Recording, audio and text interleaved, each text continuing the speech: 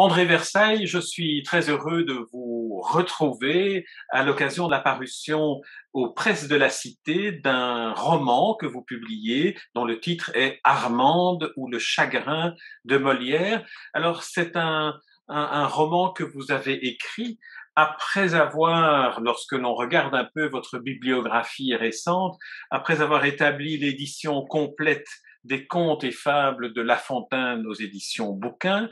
Vous êtes en train de travailler pour le moment à l'édition complète des œuvres de Molière chez le même éditeur Bouquin.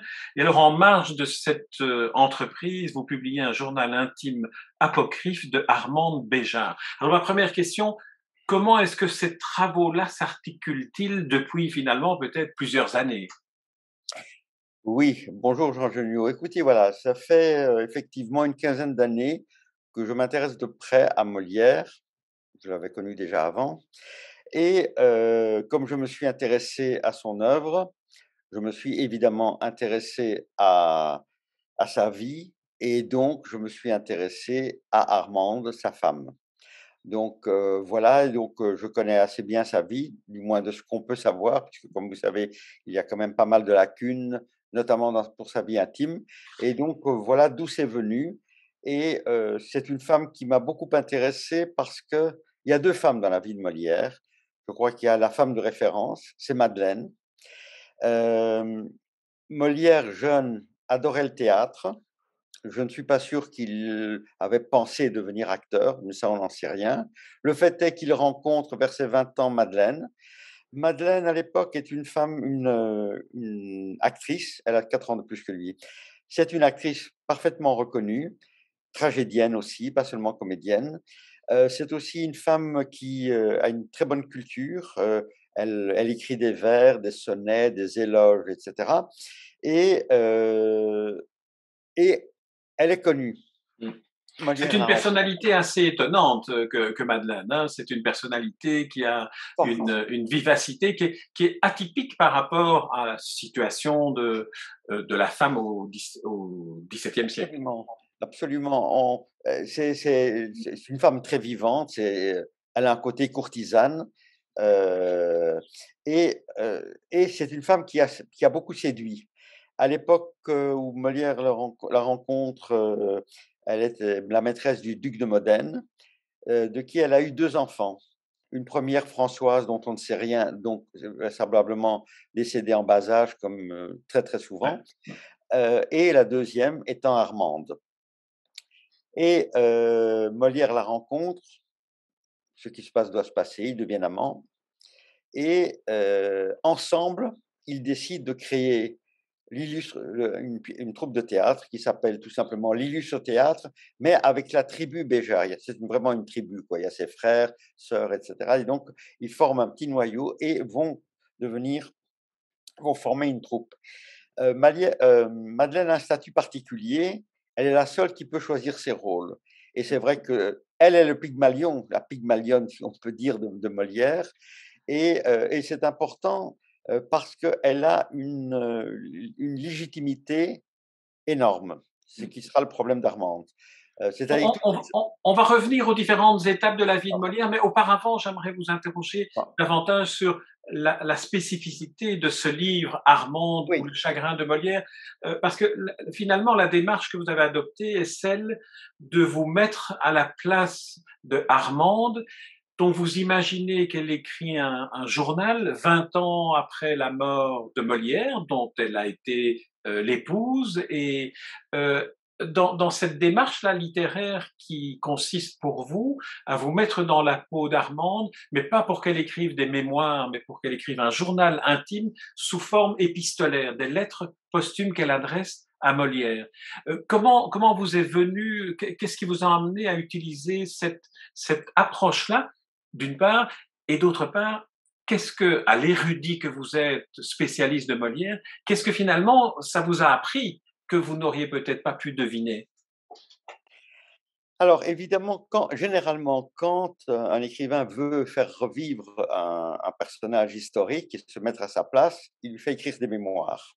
Ça a été le cas, Grimal qui a fait les Agrippine, enfin il y a beaucoup d'exemples, dont le plus important selon moi, c'est Adrien par Marguerite Yourcenar que tout le monde connaît, que tout le monde a lu. Alors à la fois, c'est le plus parfait et en même temps, elle a bouclé la boucle, je dirais qu'après ça, l'idée de refaire encore un journal me semblait pas intéressant parce que j'aurais d'abord certainement pas pu faire mieux, ça c'est la première des choses et puis je trouve que elle a fait son ça a fait son temps et donc j'étais en train de rechercher autre chose et j'ai pensé au journal intime et puis je me suis dit: «Mais si elle écrit un journal intime, pourquoi?» Alors d'abord, l'idée c'était, elle fait ça à la fin de sa vie, c'est-à-dire que même si ça avait été des mémoires, elle est à la fin de sa vie et elle se pose la question de ce qu'elle a fait de sa vie. Parce que ça a été une vie assez compliquée. Elle a eu des amants, elle a eu une vie libertine, elle a été une actrice et une grande actrice reconnue. Elle avait des relations compliquées avec sa mère. Donc il y a plein de choses intéressantes à dire et qu'elle aurait mieux dit. C'est-à-dire, ça me semblait intéressant que ce soit elle qui parle. Et donc j'ai pensé à un journal et un journal qui s'adresserait à Molière, qu'elle écrit 26 ans après la mort de Molière. Hem Et pourquoi adressé à Molière? Parce que je ne m'en souvenais pas, mais ça a dû être un souvenir. Dans le journal Anne Frank écrit à Kitty. Oui, Or Kitty n'existe pas, oui, oui. mais c'est-à-dire que c'est ce qui lui permet de poursuivre son journal. Elle est moins seule et ça me semblait essentiel pour quelqu'un comme Armande qui est seule et qui va s'astreindre à écrire tous les jours et en plus, brusquement, j'ai eu cette idée, c'est qu'il y avait une contrainte. Quand, Marie Toursenard fait parler Adrien, Adrien s'adresse à Marc Aurèle, qui ne sait rien de Rome, donc il peut tout raconter et les mémoires, c'est fait pour le public. On publie ces mémoires généralement. Or ici, c'est un journal pour elle-même, adressé à Molière, donc elle ne va pas dire ce que Molière sait, donc elle ne va pas donner des informations. Donc ça, c'était une contrainte parce qu'il faut qu'elle raconte sa vie, mais elle doit le faire par un biais, particulier et ça fait que je ne suis je il m'est interdit de faire ce que l'on appelle des pages à faire, les Mmh, belles pages. mmh, Vous savez? mmh. Et ça, c'est une chose que j'ai apprise quand j'avais 20 ans. Rappelez-vous, le film de Visconti, Mort à Venise. Oui, oui. Alors, c'est un film extraordinaire. On est tout le temps à Venise, on se sent tout le temps à Venise et à aucun moment on ne voit la place Saint-Marc, le palais des Doges, le Rialto et je me dis: «C'est extraordinaire». Mmh. On est à Venise et il n'a pas eu la faiblesse qu'aurait eu n'importe quel cinéaste, c'est de promener sa caméra. Donc c'est-à-dire, il m'était interdit de rappeler les grandes fêtes, comment ça se passait, sinon par les coulisses. Mmh. Quand il y a la grande fête de Vaux, par exemple, où elle est avec Molière, elle ne raconte pas la fête parce que voilà, mais elle raconte ce qu'elle a ressenti dans la préparation de la fête, ce qu'on ne connaît pas. Donc ça m'intéressait parce que, ça me rappelait d'ailleurs j'avais lu ça dans la correspondance de Flaubert, il écrit à Louise Collet: «Est-ce que tu sais que Hainaut est un contemporain, va en Orient et mon Dieu, on va encore avoir un voyage en Orient. On va encore nous expliquer ce Ouais, que c'est qu'un bain, un turban» et quand j'ai lu ça, quand je me suis souvenu de ça, j'ai dit: «Bon, c'est sûrement pas ce que je dois faire». Donc il y avait quelque chose qui me semblait inédit et je ne pensais pas faire la préface. La préface, c'est mon éditrice qui m'a demandé, qui a insisté. Je ne voulais pas la faire parce que ça me semblait faire prétentieux. Pour quelqu'un qui fait un bouquin qui est son premier roman, commencer à s'expliquer, ça me semblait ridicule. Elle a insisté et finalement, apparemment, ça passe bien. Et donc, c'est ça que j'ai voulu faire. Et donc, ça a été une aventure où je devais à chaque fois me dire: «Est-ce que c'est moi qui ai envie de raconter cela? Ou est-ce que» alors, c'est justement ma femme qui me disait: «Mais pourquoi elle dit ça?» J'ai dit: «Ben, elle dit ça parce qu'elle a envie de le dire». Elle me dit: «Mais non, toi, tu as envie de le dire parce que tu connais, parce que c'est croustillant et cetera. Mais dans sa solitude, ça n'a pas de sens» et donc je devais éliminer et ça aussi, c'est la phrase de Flaubert: «Ce ne sont pas les perles qui font le collier, c'est le fil» et il faut rendre le fil séduisant. Les perles, c'est toujours très beau, mais un fil, il faut le rendre séduisant. Donc c'était ça le travail.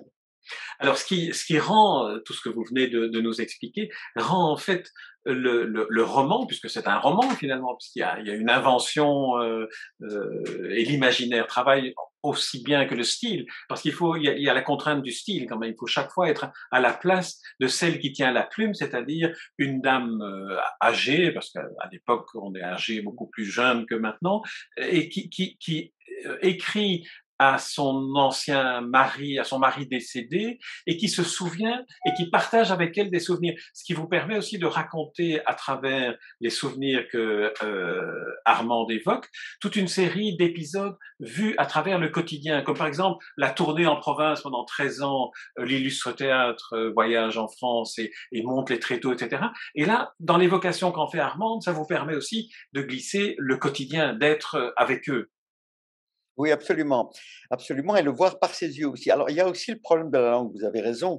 Je ne pouvais pas prendre la langue du XVIIe siècle parce qu'il y aurait eu trop de notes en bas de page pour voir ce que ça veut dire, etc. Donc, c'est pas possible.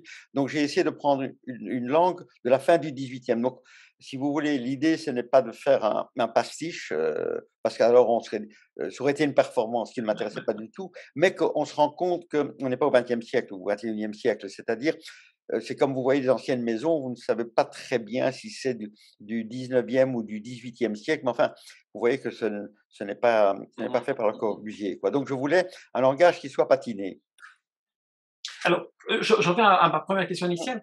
Qu'avez-vous finalement appris, ou en tout cas perçu d'une manière différente que celle de l'érudit et de celui qui connaît le spécialiste de l'œuvre et de la vie de Molière?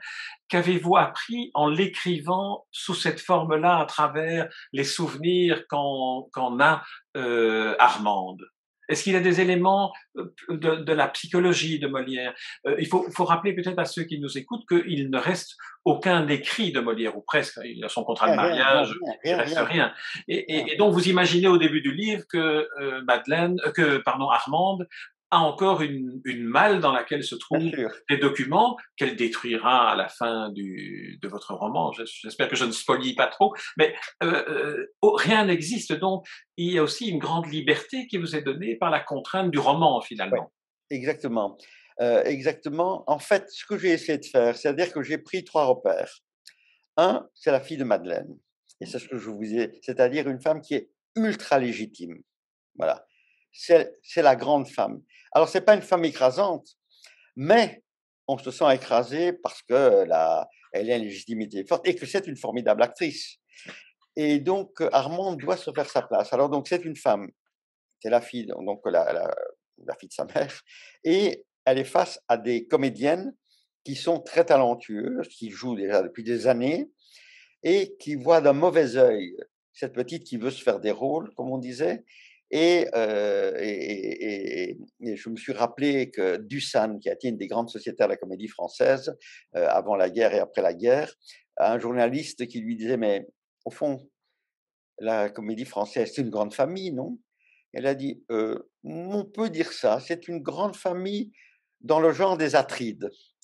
Et donc et ça m'avait fait rire, et c'est vrai Ouais, qu'il y a des jalousies et que Molière justement elle a des problèmes parce il y a des elles sont toutes très, très bonnes, mais elles sont en concurrence. Qui va avoir tel rôle, et cetera. Donc c'est très compliqué pour Molière de faire une distribution, surtout concernant ces actrices qui, se crêpent souvent le chignon. Mais la petite, elle est au milieu de ça. Elle doit essayer, elle ne sait pas si elle va devenir, actrice, et petit à petit, elle va se faire une place entre ces femmes-là, sa mère et en même temps Molière qui ne s'occupe pas assez d'elle.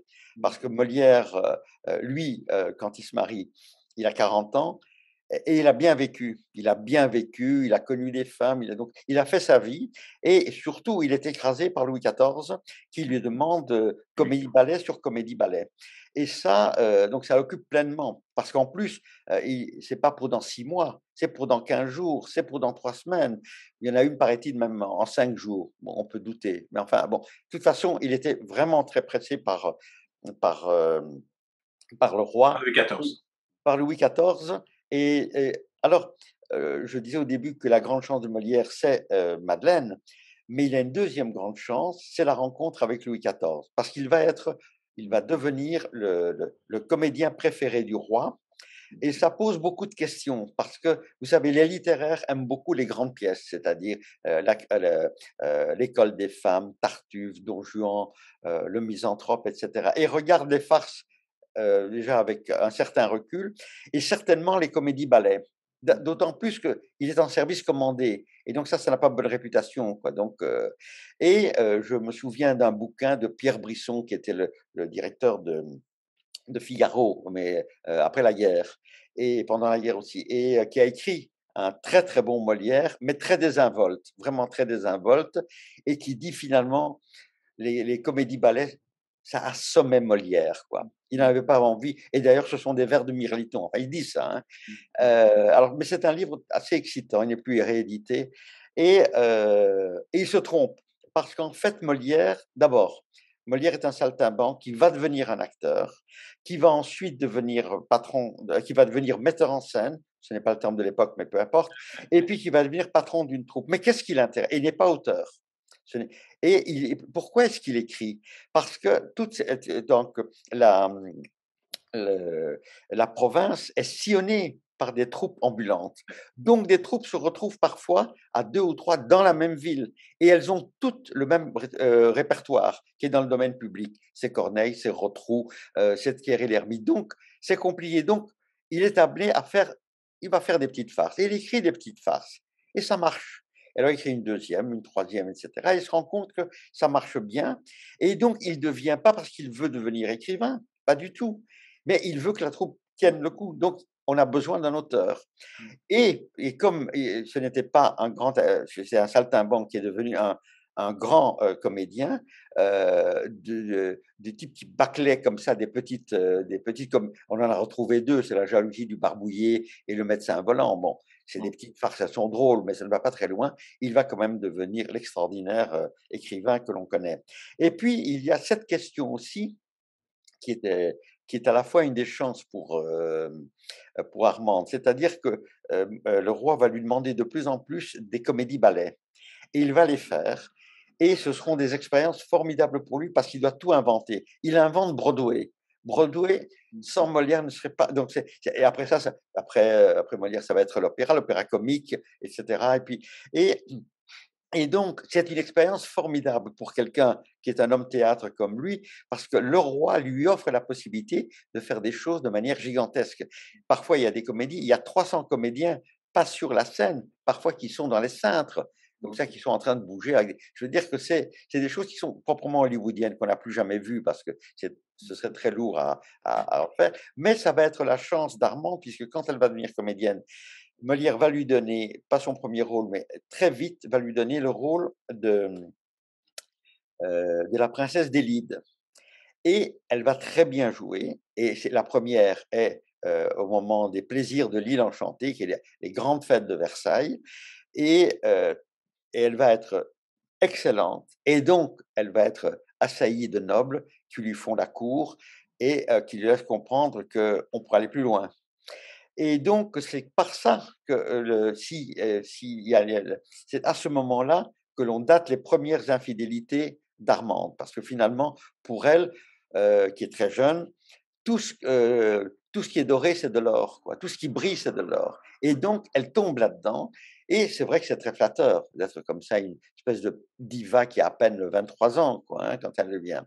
Et ça, c'est une des choses aussi qui était intéressante. Donc, quand j'ai vu ça, je me suis dit, mais quelle peut être la psychologie d'une femme comme ça? Donc, j'ai certains repères, et à partir de là, comment peut-elle penser ce qu'elle vit dans ces conditions-là? Et ce que j'ai essayé de faire, c'est de me mettre dans sa tête et se dire, mais dans cet espace-là, elle n'a que cette possibilité. Dans celle-là, elle en a deux, mais il y en a une qui est quand même plus facile qui fait que, étant donné ce caractère-là, donc ce que j'ai essayé, c'est de vraiment donner un portrait psychologique d'une femme, finalement, dont on sait très très peu de choses. Ce qui est intéressant aussi, et ce que l'option que vous avez prise du journal intime, c'est qu'elle se pose des questions a posteriori sur ce dont elle témoigne, notamment sur les rapports, les relations entre Madeleine, sa mère, et Molière, au moment où ils commencent à être infidèles l'un avec l'autre, on sent que ça forme aussi d'une certaine manière son caractère et sa capacité d'observer Molière. Mais alors, ce qui est aussi passionnant dans votre livre, c'est qu'à travers ces observations, on peut voir l'évolution du travail de Molière, l'évolution de Molière, comédien, qui est obligé d'écrire ses pièces, puis qui écrit des pièces de plus en plus sophistiquées et qui doit passer de la tragédie à la comédie. Finalement, il n'a pas choisi non plus d'être un auteur de comédie, c'est la force des choses qui fait que c'est ce qu'on lui a demandé et c'est ce dans quoi il a excellé. Oui, mais il aimait la comédie. En fait, il voulait être tragédien, mais ça n'a pas marché. Ça n'a pas marché parce que lui voulait, il n'aimait pas la manière dont on jouait, c'est-à-dire de manière très statique. En fait, c'est un homme de la commedia dell'arte, c'est-à-dire son maître, c'est Scarmouche, c'est-à-dire le patron des Italiens. Et donc, il a appris avec les Italiens à ne pas rester statique, mais d'occuper toute la scène et de pouvoir avoir une voix qui ne soit pas une voix empoulée, mais une voix très dynamique. Mais ça n'a pas marché pour la tragédie. Du moins pour l'époque, ça ne marchait pas. Mais donc, il aimait la farce. La farce, c'est-à-dire que c'est pour ça que c'est-à-dire que les littéraires n'ont pas compris ça. Et d'ailleurs, quand Boileau dit dans son art poétique, qui est publié quelques années après la mort de Molière, dans ce sac ridicule où Scapin s'enveloppe, je ne reconnais pas l'auteur du Misanthrope. Ce qui est une réflexion bizarre, parce que d'abord, Scapin ne s'enveloppe pas dans le sac, il y fourre Géronte. Bon, voilà. Mais surtout, Molière a mis du burlesque dans toutes ses comédies, y compris dans le Misanthrope, qui est la plus sérieuse, disons. Il y a toujours un moment burlesque. C'est son sein. C'est véritablement son sein. C'est ce qui le différencie absolument de Corneille. Corneille disait que dans une comédie, moins on rit, plus elle est réussie. Molière ne pensait pas la même chose, ni le public d'ailleurs. Donc, il y a ce côté-là, et c'est vrai on le voit évoluer, enfin, Armande le voit évoluer, elle le voit évoluer aussi dans le fait que, euh, pour elle, ce qui a été très important, c'est que le couple Madeleine-Jean-Baptiste était un couple idéal pour elle quand elle était gosse. Elle le voyait vraiment comme un couple essentiel, jusqu'au moment où elle apprend que Madeleine, par une indiscrétion, a un amant, et elle surprend un échange de regards entre Marquise et Jean-Baptiste. Marquise est la plus belle La comédienne de son diva, époque. Oui, c'est une espèce d'Elizabeth Taylor, quoi. mais Tout le monde est amoureux d'elle, les frères Corneille, La Fontaine, d'autres, enfin plein de monde. Molière aurait été amoureux d'elle, mais il se serait pris un râteau, dit-on. Mais je pense que Molière n'a pas dû résister, en tout cas. Et donc là, on voit qu'il y a un échange de regards qui est quelque chose de très troublant pour la petite, parce qu'elle n'a jamais vu cet échange entre Madeleine et Jean-Baptiste. Elle a vu de la bienveillance, de la tendresse, de l'attention, mais quelque chose, elle, elle comprend que c'est de la passion. Elle ne sait pas ce que c'est que la passion, mais là, elle apprend quelque chose. Elle a 13 ans, quoi. Elle apprend quelque chose, et c'est le moment de son adolescence en plus. Et c'est-à-dire au moment où on se pose plein de questions sur soi et également sur sa sexualité. Donc il y a tout ça. Et c'est vrai que on la voit évoluer, mais il y a une double évolution. Il y a l'évolution de sa vie, mais il y a aussi une évolution de son regard pendant qu'elle écrit le journal. C'est-à-dire que la manière dont elle se perçoit au moment où elle écrit le journal et à la fin, elle a évolué aussi. C'est ce que je voulais montrer, c'est-à-dire que, et tous les diaristes savent ça, c'est que quand on écrit un journal, on évolue aussi. Et donc, je voulais qu'on voit une évolution, donc l'évolution dans sa vie, et on la voit dans ses souvenirs, mais en se ressouvenant de tout ce qu'elle a vécu, elle évolue également. Et à la fin, comme vous l'avez vu, il y a un double dénouement, dont on ne va pas parler si vous voulez bien, c'est-à-dire qu'il y a, au moment où elle écrit son journal, il y a elle a pris sa retraite, hein, elle a une lettre d'un des comédiens qui lui dit si on se revoyait, le comédien Ducroisy, et ils se voient, et il lui raconte des choses qu'elle ignorait, et ça va la bouleverser complètement, et c'est ce qui va lui faire arrêter son journal. Mais on ne va pas dire ce que c'est si vous voulez. Voilà. Alors, mais peut-être ce qu'on pourrait dire quand même sur le, parce que non seulement c'est un journal, mais il y a quand même un élément particulier à ce journal, c'est qu'il est sous forme, il est adressé au défunt Molière, à son défunt mari depuis 20 ans. Et pourquoi avez-vous choisi d'ajouter dans le journal cette dimension-là d'une adresse à Molière? Est-ce que ça vous a permis de développer certains aspects qui n'auraient pas trouvé leur place dans un journal traditionnel? La question est pourquoi est-ce qu'elle écrit ce journal à la fin de sa vie? Elle écrit ce journal parce qu'elle a envie de se comprendre et sa vie est quand même une des questions qu'elle se pose et qu'elle se posera aussi pour d'autres hommes, c'est est-ce qu'elle est passée à côté de Molière? Parce qu'en fait, au début, ce qui se passe, c'est elle fouille dans les mails et elle trouve énormément de correspondances, notamment des comédiennes qui ont écrit à Molière. Et elle aussi, elle a écrit. Mais elle trouve ces lettres un peu infantiles et elle voit que ces comédiennes l'ont assez bien compris. Et donc ça la trouble parce qu'elles disent entre elles, chacune d'elles, elle donne une face de Molière, mais tout ça donne une certaine cohérence. Mais cette cohérence n'est pas du tout la cohérence qu'Armande a de Molière. Donc elle se demande, est-ce qu'elle a construit un Molière à son propre usage? Donc c'est-à-dire que ces femmes l'ont assez bien comprise et, et c'est ça qui est troublant, c'est-à-dire elles se retrouvent brusquement dans une espèce de concurrence post-mortem, voilà, puisque ces comédiennes sont mortes entre-temps et donc elle a besoin de s'interroger là-dessus. Donc elle a besoin et puis, il y a aussi un règlement de compte. C'est un règlement de compte, mais sans haine, parce que ce qu'elle a à dire à Molière, il y a aussi des reproches. Il y a une des choses, qui est par exemple très forte. Vous savez que traditionnellement, on pense que Célimène, du Misanthrope, c'est Armande et Alceste, c'est Molière. Ou du moins que les rapports entre les 2 sont repris dans cette pièce. Or, donc la scène est la suivante, c'est que Molière, pour toutes ces pièces, se réunit ses Ça trouve, comédiens ouais. et sa troupe et il dit: «Bon voilà, la nouvelle pièce, je vais vous la lire» et donc il attend les commentaires et cetera et donc il le fait tout le temps et il le fait pour le Misanthrope. Personne n'a lu le Misanthrope, maintenant c'est lui qui a mis la dernière main et il va la lire et Armande comprend que Célimène, puisqu'elle est devenue la grande actrice, donc le rôle titre ou presque titre va lui revenir, c'est elle qui va jouer Célimène. Mais au fur et à mesure où elle entend, ce que Molière fait dire à Célimène, elle est très choquée parce qu'en fait, c'est ce qu'elle lui a dit. C'est-à-dire et c'est ce qu'elle dit dans le journal, elle dit: «Est-ce que tu te rends compte que Ce que vous lui tous faites les dire. soirs tous les soirs, je devais dire en public ce que je t'avais dit dans l'intimité. Et qu'est-ce que ça signifiait? Est-ce que tu t'es rendu compte? Tu n'as jamais compris ce que ça pouvait être. Donc c'est ça aussi, c'est-à-dire, elle voudrait réparer post-mortem tout ce que Molière n'a pas compris en elle.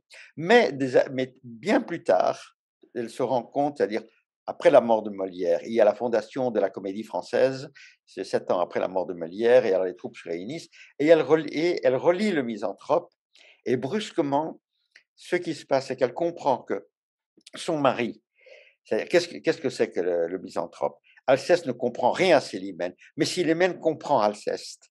Et elle entend la voix de Molière qui lui dit: «Tu crois que je t'ai rien pas compris? Eh bien, lis. Qui est-ce qui n'a pas compris l'autre?» Comprenez? Parce que c'est ça aussi le misanthrope, qui est une comédie tout à fait étonnante. C'est la plus belle de ces comédies, à mon avis, la plus belle du théâtre français, mais ça, c'est mon avis. C'est qu'un homme écrit à sa femme en se mettant à la place du type qui comprend rien, en lui faisant comprendre qu'elle a tout compris, mais soi-disant, c'est elle qui a tout compris, mais lui, il a compris qu'elle a compris, alors qu'elle n'a pas compris qu'il a compris. Je ne sais pas si je suis clair. Absolument, non, oui, tout à fait, c'est vraiment une mise en abîme. André Versailles, on a bien compris qu'on pourrait vous écouter pendant des heures et des heures parler de Molière, mais j'aimerais qu'on aborde encore deux Bien sûr. aspects, si vous le voulez bien, à travers ce roman, ce journal apocryphe d'Armande. La première, c'est que à travers ce choix que vous avez fait du journal intime, on aperçoit vraiment ce qu'est le quotidien de la création chez Molière, mais aussi ce qu'est le quotidien de la vie, que ce soit en province au début de leur tournée, pendant les 13 années de tournée en province, mais aussi à Paris, lorsqu'ils arrivent à Paris. Et on voit aussi très bien l'importance et ce que représente une troupe de théâtre. Et il y a deux éléments que vous indiquez qui sont très représentatifs. Le premier, très représentatif me semble-t-il, le premier c'est le fait qu'au moment où Conti décide de ne plus soutenir la troupe de Molière, les comédiens de la troupe qui sont sollicités par d'autres troupes restent fidèles à Molière. Et le deuxième élément à la fin de la vie de Molière, c'est qu'au moment où Molière, très malade, dit je vais quand même jouer le misanthrope, le malade imaginaire, pardon, même si je ne me sens mal, parce que si je ne joue pas, il y a un corps de métier entier qui se trouvera au chômage, dirions-nous aujourd'hui. Alors, ces éléments-là, est-ce que, en les écrivant à travers la plume, le regard, le souvenir d'Armande, est-ce que vous n'avez pas le sentiment d'avoir pu leur donner une vérité charnelle beaucoup plus vraie, beaucoup plus intense que si vous l'aviez simplement fait le travail de l'historien? Oui, bien sûr. Et ça, c'est historique. C'est-à-dire que nous avons beaucoup de témoignages. Molière était quelqu'un d'exceptionnellement généreux.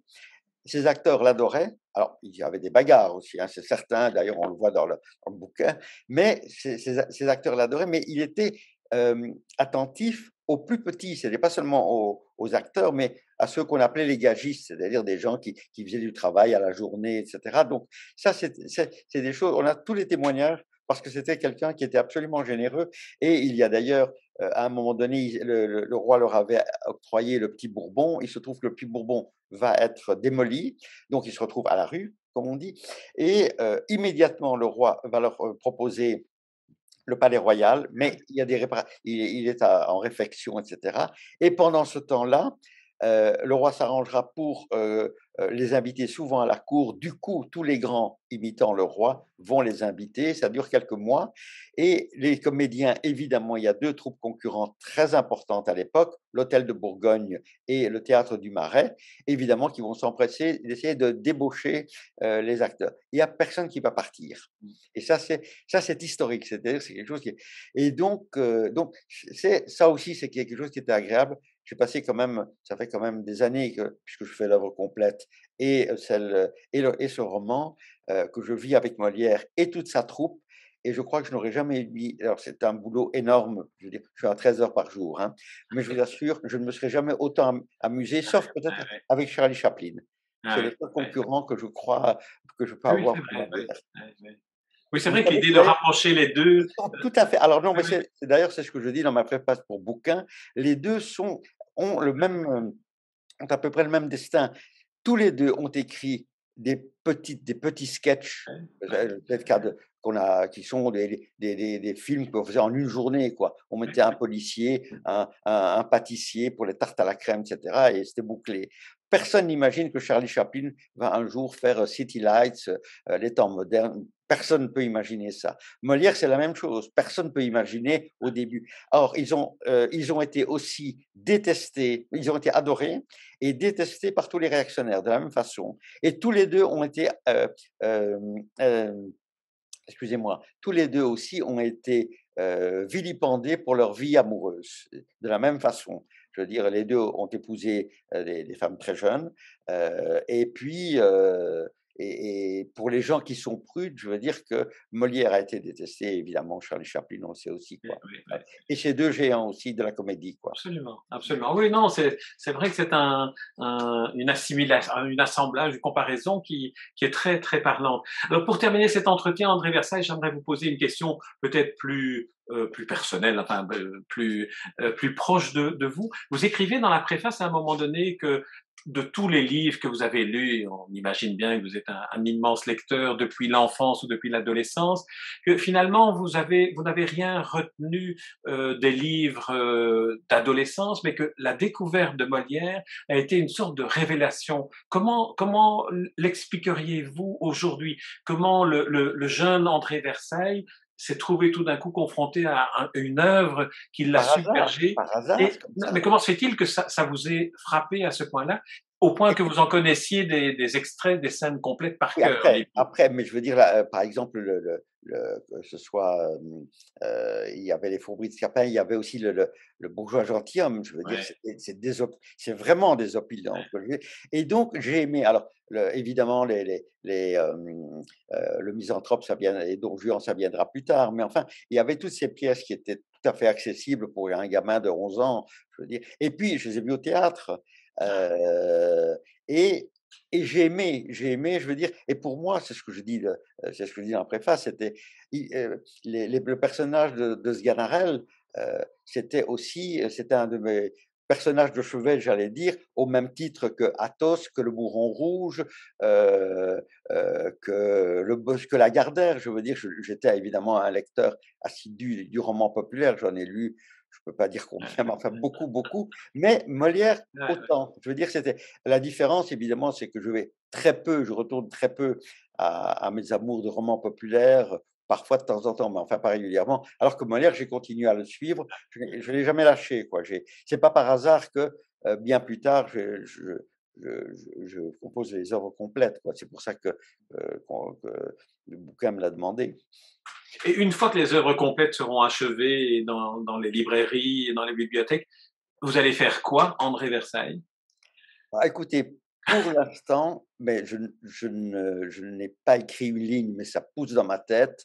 C'est un autre roman, qui Ah, est aussi un roman psychologique, mais pas seulement à une voix, à plusieurs voix. Voilà et qui se passe aussi au XVIIe siècle. Voilà. très bien. Eh bien, on attend ça donc dans le calendrier à venir. Il y a d'abord Ça prendra du temps. la lecture du roman Armande ou Le chagrin de Molière, et puis courant 2022, bouquin va sortir en un volume, en plusieurs volumes, Normalement, on a un volume. en un volume les œuvres complètes Molière de Molière. portatif. Très bien. Eh bien, c'est formidable. Merci beaucoup, Merci à André vous, Versailles. merci à Merci pour vous. cet entretien et pour tout ce travail dont je ne comprends toujours pas comment vous parvenez à vous y organiser. Merci, André Merci à vous. Versailles. Merci.